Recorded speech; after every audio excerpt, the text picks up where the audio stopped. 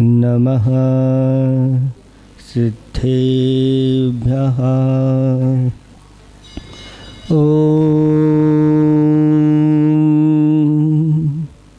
नमः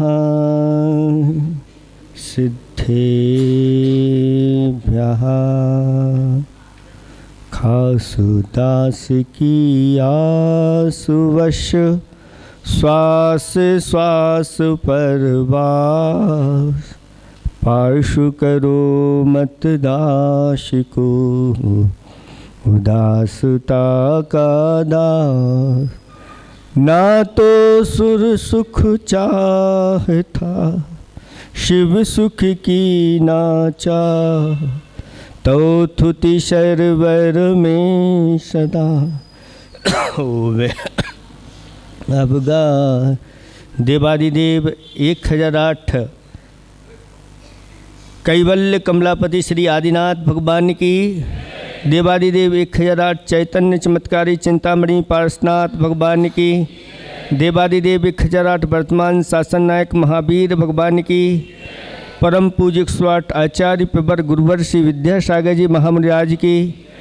3 कम 9 करोड़ मुनिराजों की।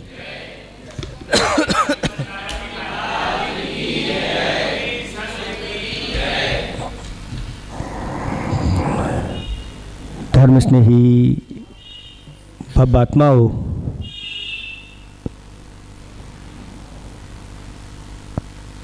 आचार्य भगवंतों ने हमारे कल्याण के लिए अनेक ग्रंथों की रचना की है। उन ग्रंथों का एक एक शब्द अनमोल है। और जो ऐसे उन ग्रंथों का सार अपने जीवन में उतार लेता है, कहना ही क्या है। आचार्य भगवंत कहते हैं, जैसे शून्य है और बहुत सारे शून्य हैं, उन शून्य का क्या महत्व है? कोई महत्व नहीं है। ऐसे ही प्राणी है और प्राणी का जीवन अगर धर्म से शून्य है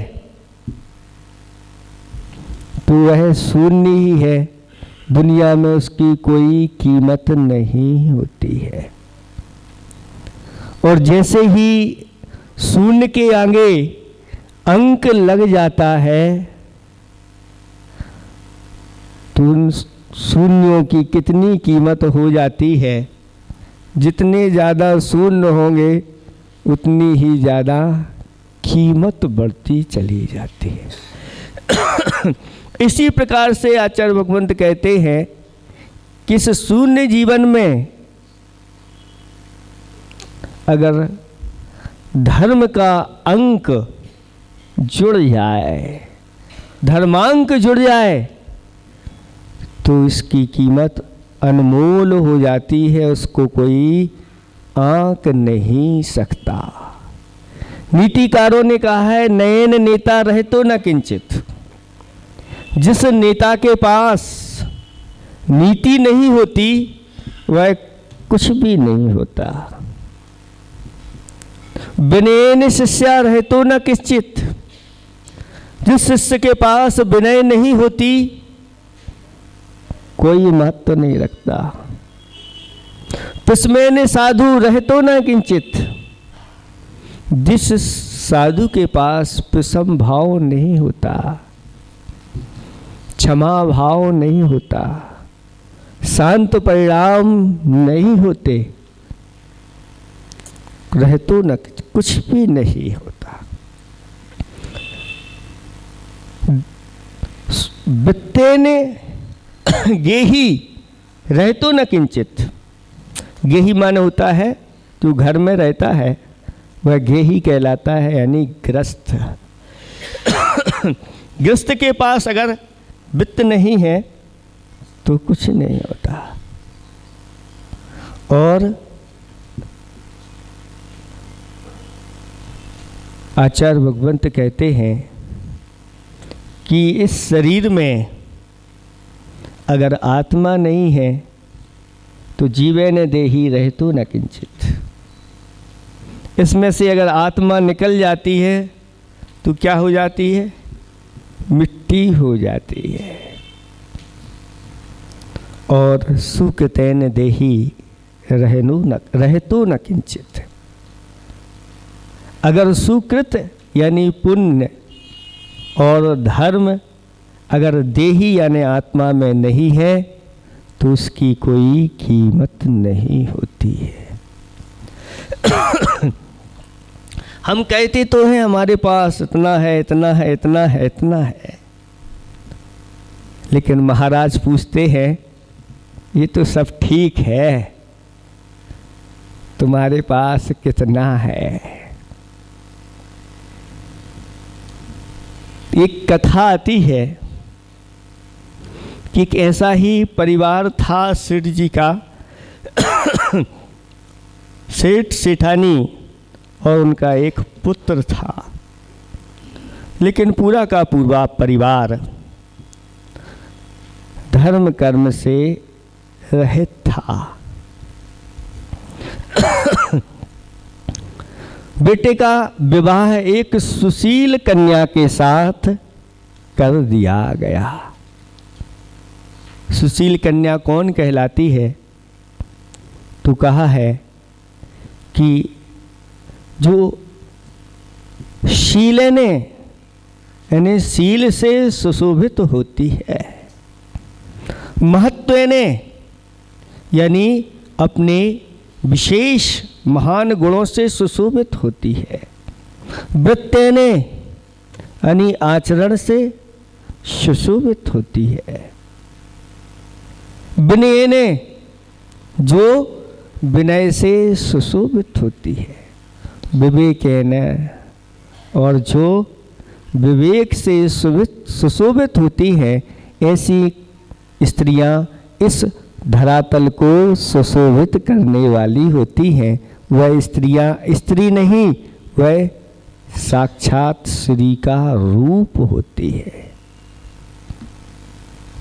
और ऐसे ही जिसके जीवन में धर्मांक आ गया था, ऐसे ही वह धर्मात्मा पुत्री के साथ उस पुत्र का विवाह हो गया। धीरे धीरे जब ऐसी वह कन्या घर में आई तो वह घर पहले नरक जैसी स्थिति थी, सब कुछ होते हुए भी, लेकिन जैसे ही उसके कदम पड़े और घर में स्वर्ग जैसा वातावरण बन गया। स्वयं तो धर्मात्मा थी, धीरे धीरे सबको भी धर्म मार्ग में लगाती, लेकिन उसमें भी कुछ रह गए। एक दिन एक मुनिराज का आगमन हुआ और उस घर में सबने मिलकर के, सिर्फ जो उस घर के मुखिया सेठ जी थे उनको छोड़ करके सबने उन मुनिराज का पड़गाहन किया और पड़गाहन करके नवदा भक्ति के साथ आहार दान दिया। और आहार दान के बाद मुनिराज वहीं पर बैठ गए और सब लोग भी मुनिराज के चरणों में बैठ गए। और जो पुत्र वधू थी उसने महाराज से पूछा कि महाराज इतने सवेरे सवेरे कैसे? तो महाराज कहते हैं समय का पता नहीं, समय का कोई भरोसा नहीं। वहीं पर ससुर जी बैठे थे और कहते हैं ये 11 साढ़े 11 बजने वाले हैं और ये बच्ची है किस प्रकार के प्रश्न कर रही कि सवेरे सवेरे कैसे। और महाराज भी उत्तर दे रहे हैं कि काल का पता नहीं, भरोसा नहीं। फिर महाराज ने पूछा कि बेटी तुम्हारी उम्र कितनी है? तो वह कहती है महाराज जी मेरी उम्र 5 वर्ष की है।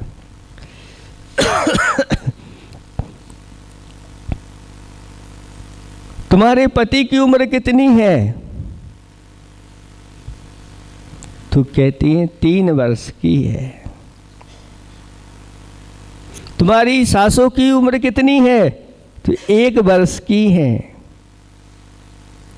और ससुर की अभी उनका जन्म ही नहीं हुआ है। ससुर जी कहते हैं ये दोनों महाराज भी ऐसे ही लग रहे हैं और ये बहू भी, लेकिन महाराज के ऊपर तो गुस्सा नहीं कर सकते, लेकिन बहू के ऊपर तो गुस्सा आ रहा है। मेरा भी जन्म नहीं हुआ, ये पुत्रवधू कहाँ से आ गई, इतनी नहीं जानती। इस प्रकार की बातें कर रही है। फिर महाराज ने पूछा कि तुम्हारा ये जो परिवार है बासा खाता है कि ताज़ा खाता है? तो उसने कह दिया ये सब बासा खाते।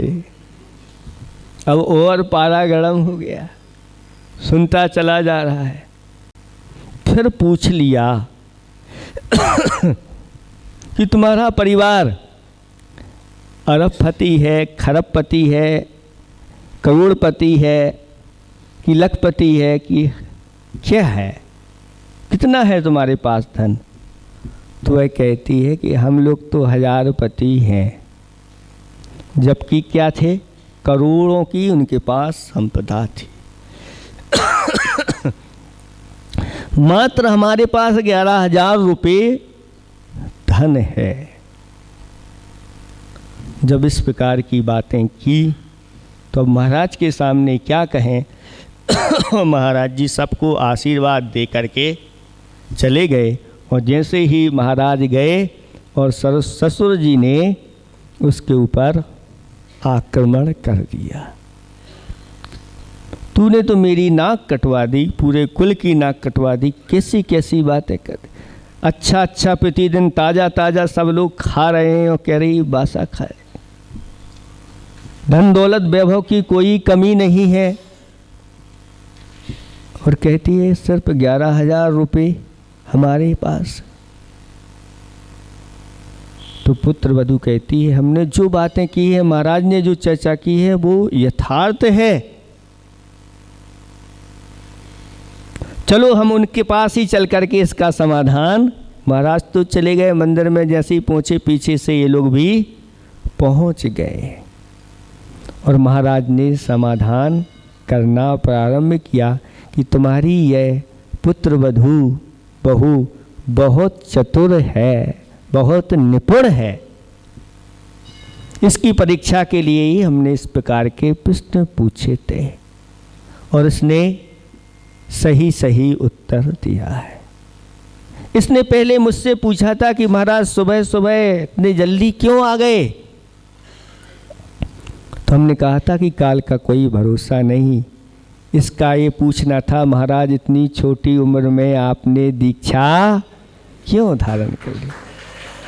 तो महाराज कहते हैं हमने ये उत्तर दिया कि जीवन का कोई भरोसा नहीं, काल कब आकर के और दबोच करके ले जाए, उसके पहले मुझे अपना कल्याण करना चाहिए। इसलिए मैंने बाल्यावस्था में ही दीक्षा धारण कर ली। तब सेठ जी को बहुत अच्छा लगा। फिर पूछा कि इसने अपनी उम्र 5 वर्ष की बताई है, तो इसका ये कहना है कि यह 5 वर्षों से धर्म में इसका प्रवेश हुआ है और इसका जीवन अब इसका सही सही जन्म हुआ है। इसलिए मनुष्य को द्विजन्मा कहा। एक जन्म तो आपका हो गया, संसार में आ गए, लेकिन अगर आपके अंदर संस्कारों का जन्म नहीं हुआ तो सही जन्म नहीं माना जाता। ऐसे जन्म तो हमने अनंतों बार लिए हैं, अनंतों बार हमने मरण किया है, लेकिन अगर हमारे संस्कार हो जाते हैं और अगर गुरुओं से धर्म के संस्कार हो जाएं तो फिर कहना ही क्या है। तो इसके अंदर 5 वर्ष से धर्म आया है, उसका परिणाम है कि तुम्हारे घर में जब से ये बहू आई है तब से यहाँ स्वर्ग का वातावरण बना हुआ है और सब अच्छा चल रहा है। और आज इसी की वजह से तुम्हारे घर में मुनिराज के चरण पड़े हुए हैं, क्योंकि जिस घर में सही में मुनिराजों के चरण नहीं पड़ते उसका घर स्मशान के समान है। और कहा भी है कि निर्ग्रंथों की चरण रज करती भव से पार, निर्ग्रंथों की चरण रज करती भव से पार, रिद्धि सिद्धि समृद्धि दे मोक्ष महल का द्वार। संसार से पार कराने वाली यह निर्ग्रंथों की चरणों की रज होती है, रिद्धि सिद्धि समृद्धि सभी प्रदान करने वाली होती है और मोक्ष का द्वार खोलने वाली होती है। इसलिए रेणसार ग्रंथ में लिखा है कि जो श्रावक दान और पूजा में लगा हुआ है, ऐसे निर्ग्रंथ अतिथियों के लिए जिसके द्वार खुले रहते हैं, और जब भी भगवान की भक्ति पूजा करने की बात आती है, विधान की बात आती है, पंच कल्याणक की बात आती है, तो वह बढ़ चढ़ करके हिस्सा लेता है। ऐसा वह श्रावक मोक्ष मार्ग पर लगा हुआ है, मोक्ष मार्ग पर चल रहा है। और इन 2 कार्यों को जो छोड़ करके बहुत सारे कार्य करते रहते हैं, उनको आचार्य भगवत्व ने कहा उनका कोई भरोसा नहीं है, क्योंकि हमारे यहाँ मूल बताया है, नींव पक्की है, घर कच्चा है, किंतु छांव घनी है। नींव अगर पक्की है, घर कच्चा है, तो सुखपूर्वक आप बैठे रहोगे, कोई भय आपके लिए नहीं होगा। और अगर आपको पता है कि नींव कच्ची है, घर पक्का है, कोई भरोसा नहीं। जिसकी नींव कच्ची रहती है और घर पक्का हो, कोई भरोसा नहीं। ऐसे ही जिनके जीवन में सम्यक्त की नींव मजबूत रहती है, वो इस भाव में भी सुखी रहते हैं और परभाव में भी सुखी रहते हैं, और किसी प्रकार का उन्हें डर भय संशय नहीं होता। मृत्यु भी आ जाती तो मृत्यु को भी वह चुनौती दे देता है सम्यक दृष्टि, और पंच परमेष्टि को अपने हृदय में बिठा करके और मृत्यु को जीत लेता है, अमर बन जाता है। ऐसी स्थिति हुआ करती है। और जो इन कार्यों से रहित हैं, यानी जिनके पास सम्यक्त रूपी नींव पक्की नहीं है, उनका कोई भरोसा नहीं होता, उनके लिए इस भाव में भी सुख नहीं मिलता, पर भाव में भी सुख नहीं मिल पाता। इसलिए ये अभी 5 वर्ष की हुई है और इसके पति की उम्र कितनी है, तो 3 वर्ष से 3 वर्ष विवाह के हो गए हैं। तब से ही इसका संपर्क जब से हुआ है, वह भी धर्म कर्म में अपने आप को लगा दिया है। और सासू माँ अभी 1 वर्ष से ही वह धर्म से जुड़ी हुई है, इसलिए 1 वर्ष की है, और तुम अभी वहीं के वही हो, इसलिए तुम्हारा जन्म नहीं हुआ है। बासा खाते हैं आप सब लोग, उसका ये कहना है कि जो पूर्व का पुण्य है उसी को ही अभी वर्तमान में उदय आ रहा है और उसका ही आप सेवन कर रहे हैं। हम सब बासा खाते हैं। क्यों खाते हैं? क्योंकि हमने जो पूर्व में पुण्य किया है वही पूर्व का पुरुषार्थ आज भाग बन करके आ रहा है। आज जो हम वर्तमान में संचय करेंगे पुण्य और धर्म का, वह भविष्य में प्राप्त होगा। इसलिए आचार्य भगवान कहते हैं कि बासा खाने का अर्थ ये नहीं कि बासी वस्तुएं आप खाओ, क्योंकि महाराज ने कहा था, किसी ने कान में सुन लिया कि बासा खाना, बस इतना ही सुना और वापस बाहर हो गया। वो कहा घर जा कर के भूख लगी है, बासी रोटी रखी है बासी पूड़ी रखी है, वो हमें दे दो, क्योंकि महाराज कह रहे थे बासा खाओ। बासा कभी नहीं खाना, क्योंकि बासा तो अवक्ष होता है, लेकिन बासा यानी पुण्य जो आपने पूर्व में किया है वो बासा हो गया है। अब वो पुण्य उसका सेवन आप कर रहे हो, और अगर नया का संचय नहीं करते हैं तो वो सब पूरा आपका खर्च हो जाएगा, और जा कर के फिर आपको खाने को भी मिलेगा नहीं। और अंतिम प्रश्न पूछा था कि आप कौन हैं? आपसे पूछते हैं आप कौन हैं, करोड़पति हैं कि अरबपति हैं कि खरबपति हैं, लखपति हैं, क्या है?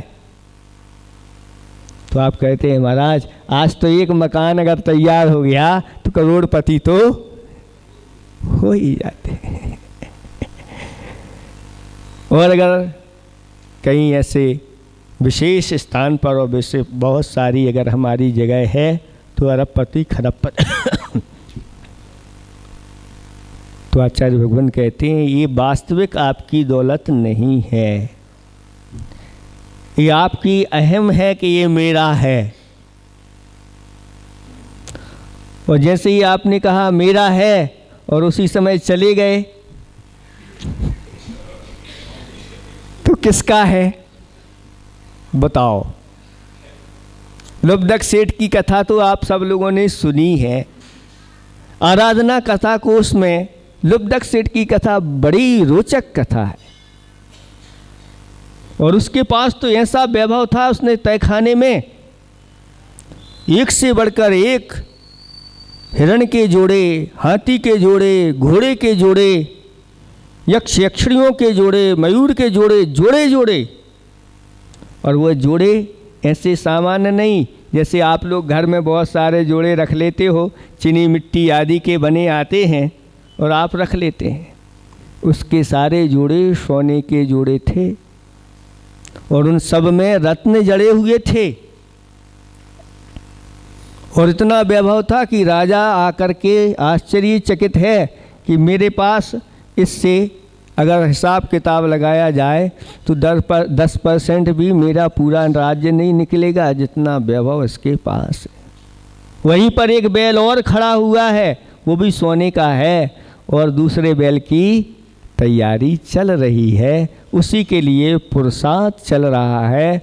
और उसने पुरुषार्थ किया धन कमाने का दूसरे बैल की जोड़ी के लिए, लेकिन वह मृत्यु को प्राप्त हो गया, और पूरा का पूरा खजाना वहीं के वहीं पड़ा रह गया। अब किसका है खजाना? तो वह कहता है मेरा है, और वहीं सर्प बन करके बैठ गया। जैसे ही मृत्यु को प्राप्त हुआ और सर्प की पर्याय प्राप्त हो गई, और धन की रक्षा करने के लिए आ गया। अब वो धन उसका है कि वह धन का चौकीदार बन करके बैठ गया। बड़ा पुत्र लेने के लिए जैसे ही आता है और वह जाने नहीं देता, बड़े पुत्र को क्रोध इतना आता है और उसको मार देते हैं। वह सर्प क्रोध के साथ मर करके और परिग्रह संज्ञा के कारण से नरक में चला जाता है। अब किसका धन है? अरबपति हैं कि करोड़पति हैं? कितने पति हैं आप बता दो। तो इसलिए सही बताया कि हम 1000 पति हैं, मात्र 11,000 रुपये अभी तक उसने देखा कि इन्होंने दान किए हैं, बस वही हमारे हैं, हमारा वैभव। इसलिए आप लोगों ने जितने दान किए हैं उतने ही पति अपने आप को स्वीकार करना चाहिए। जो 1000 में दान करता है 1000 पति है, लाख में दान करता है लखपति है, करोड़ में दान करता है करोड़पति है, और जो अरब में करता है वह अरबपति है। ऐसे भी लोग हैं कि अरबों की संपदा भी दान कर देते हैं। अभी सुनने में आया कि इतने 100 अरब दे दिए। इस प्रकार से जो आपने दिया है वही आपका है, और जो आपने दिया है इसका फल कितना है तो इस फल का कोई अनुमान नहीं लगा सकते। आपने ब्याज पे दिया है उसका अनुमान लगा सकते हैं, आपने व्यापार किया है उसका अनुमान लगा सकते हैं, आपने खेती के माध्यम से उस धन में लगा दिया उसका अनुमान लगा सकते हैं, लेकिन धर्म क्षेत्र में जिन्होंने अपनी संपदा को लगा दिया उसका कोई अनुमान नहीं लगा सकता। अनंत के रूप में वह फल देता है। ऐसा कहा, इसमें किसी प्रकार का कोई संशय नहीं करना। आचार्य भगवंतों ने कहा कि साक्षात सरस्वती भी उसके पुण्य के बारे में कहने के लिए आ जाए तो नहीं। अगर सही सही मार्ग में सही सही भावना के साथ उसने लगा दिया है और अपनी शक्ति को नहीं छुपाया है तो ऐसा व्यक्ति समझ लेना इसने बहुत बड़ा श्रेष्ठ कार्य कर लिया। तब ससुर जी को समझ में आ गया कि वास्तव में आज बहुत आनंद की अनुभूति हो रही है, मुझे यह पुत्र वधू ग्रह लक्ष्मी के रूप में मिली है और आज से मैं अपना जीवन धर्म में व्यतीत करूंगा, और वह भी धर्म में लग गया। जिसके साथ धर्मांक जुड़ जाता है तो आचार्य भगवान कहते हैं धर्म वही है, स्टे स्थाने धत्ते इति धर्मा। जो संसारी प्राणियों के लिए संसार के दुखों से निकाल करके इष्ट स्थान में पहुंचा देता है। इष्ट स्थान क्या है तो कहते हैं स्वर्ग और मोक्ष में जो पहुंचा देता है वह धर्म कहलाता है। कल आपको बताया था भक्तांबर तो आप प्रतिदिन पढ़ते हैं। भक्तांबर का वह काव्य जो भगवान की दिव्य धुनी के बारे में बताने वाला है। स्वर्गापवर्ग गम मार्ग विमार्गिणीष्ट सद्धर्म तत्व कथनैक पटुस्त्रिलोक्या दिव्यध्वनिर्भवति ते विशदार्थ सर्व भाषा स्वभाव परिणाम गुणै प्रयोज्य। अब इसके अगर अर्थ में जाते हैं तो वास्तव में आपके अंदर सम्यक दर्शन की प्राप्ति हो सकती है। और डीप में चले गए तो सम्यक दर्शन जैसे ही होता है आपके लिए सम्यक ज्ञान की प्राप्ति हो सकती है। और अगर भगवान की छवि आपके जीवन में उतर गई तो चारित्र की ओर भी आपका मुख हो सकता है। इसके सही सही अर्थ को आपने समझ लिया तो यहाँ पर कहा जा रहा है कि भगवान की वह दिव्य धुनी कैसी होती है तो स्वर्ग और अपवर्ग मार्ग का कथन करने वाली होती है। भगवान ने आपको दिव्य धुनी में कहा कि भव्यात्माओं ऐसे धर्म का सेवन करो जिसके माध्यम से आप यहाँ से स्वर्ग और स्वर्ग से फिर यहाँ पर मनुष्य में आकर के और फिर सीधे मोक्ष प्राप्त कर लो। और जिस समय भगवान का समूषण विराजमान था उस समय सीधा डायरेक्ट मोक्ष का मार्ग भी सीधे मोक्ष में जाने की विधि उन्होंने बताई है। लेकिन कुछ लोग बहुत स्वाध्यायशील हो जाते हैं और स्वाध्याय करने के बाद वह क्या कहते हैं, महाराज स्वर्ग नहीं जाना, हमें तो विदेश क्षेत्र जाना है, यहाँ से हम सीधे विदेश क्षेत्र जाएंगे और वहाँ क्या करेंगे? भगवान की दिव्य धुनी का पान करके और अपना कल्याण करेंगे। तो बताओ, यहाँ से स्वर्ग जाना अच्छा है कि विदेश क्षेत्र जाना अच्छा है? कुछ लोग कह रहे स्वर्ग, कुछ कह रहे विदेश क्षेत्र। तो भगवान कहते हैं भैया, यहाँ से अगर विदेश क्षेत्र जाओगे तो मिथ्यात के साथ जाओगे, और मिथ्यात तो सबसे बड़ा पाप है। इस जीव का सबसे बड़ा अकल्याणकारी कोई वस्तु है तो वह मिथ्यात है, और कल्याणकारी कोई वस्तु है तो सम्यक्त है। और सम्यक्त अगर आपने ग्रहण कर लिया है तो आचार्य भगवान कहते हैं सम्यक्त्वं च, क्योंकि सम्यक दृष्टि तो एकमात्र अगर कोई मनुष्य है, त्रियंच है, और अगर सम्यक्त के साथ आयु बंद करता है तो उसके लिए स्वर्ग की ही आयु मिलती है। जिन वाणी के ऊपर श्रद्धा है तो आप स्वर्ग को नकार नहीं सकते। स्वर्ग में जाइए और स्वर्ग में जाकर के वहाँ से अपना विमान तैयार करिए, और अकेले नहीं, सब परिवार अपने पूरे परिवार के साथ और समूह शरण में जाकर के दिव्य धुनी का पान करिए।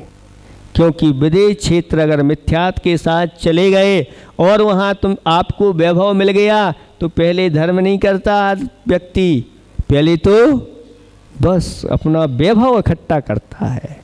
मुझे मकान बनाना, ये वैभव बनाना, वो बनाना, फिर विवाह करना, शादी आदि करना, बच्चे आदि आदि अनेक प्रकार की यही कल्पनाओं में डूब जाते हैं।